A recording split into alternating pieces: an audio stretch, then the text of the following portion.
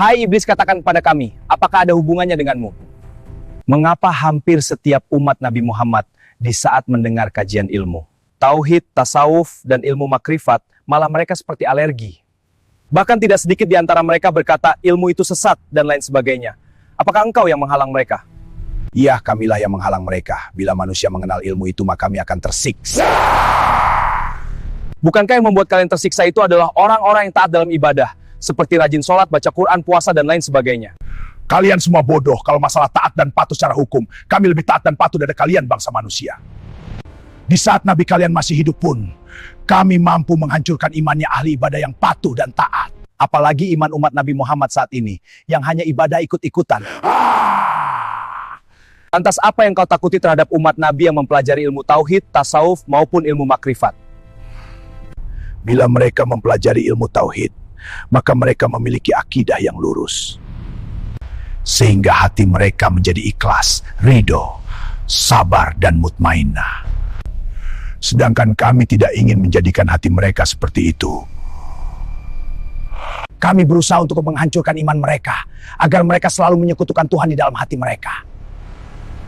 Kami menghalang mereka untuk mempelajari ilmu tasawuf. Karena bila mereka mempelajari ilmu tasawuf, maka mereka tidak lagi memiliki sifat seperti kami. Karena mereka sudah menjadi manusia yang berakhlak. Apakah sifat dirimu yang ada pada diri manusia? Sombong, angkuh, takabur, buruk sangka, mencela, menggunjing, fitnah, iri, dengki. Merasa lebih baik, lebih benar, lebih hebat. Ingin dihormati, ingin dimuliakan, dan seluruh penyakit hati yang lainnya. Bila semua itu ada pada diri manusia, maka sesungguhnya mereka telah menjadi iblis. Dan aku juga yang menghalang mereka untuk mempelajari ilmu ma'rifat Allah. Karena aku ingin mereka agar seperti diriku, yang hanya mengenal perintah Tuhan, tapi tidak mengenal rahasia di balik perintah Tuhan, dan tidak mengenal siapa yang ada di dalam lembaga Adam. Sehingga aku menjadi ingkar, menolak segala kehendak Tuhan.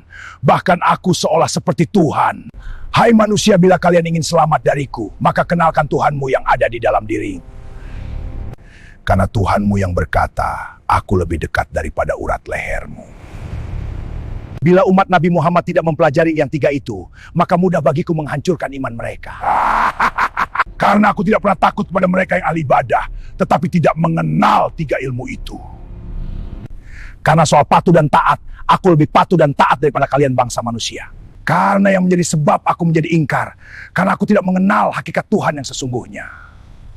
Terima kasih Om Iblis, karena engkau telah menyadarkan aku dan jujur berkata kepadaku. Sobatku semua, semoga dari tayangan ini kita dapat mengambil kesimpulan. Untuk mengalahkan iblis yang ada di dalam diri kita, maupun yang ada di luar diri kita, tidak cukup hanya bermodalkan ketatan dalam ibadah saja. Maka kita lebih wajib menggali tentang pemahaman, ilmu tauhid, ilmu tasawuf, maupun ilmu makrifatullah. Karena soal ibadah dan ketaatan, maupun perkara tentang ilmu hukum, iblis lebih pandai dan lebih patuh daripada kita. Ikut terus channel Bang Usman, like, bagikan, dan komen. Semoga kita semua dapat berbagi dalam ilmu jari yang bermanfaat. Terima kasih.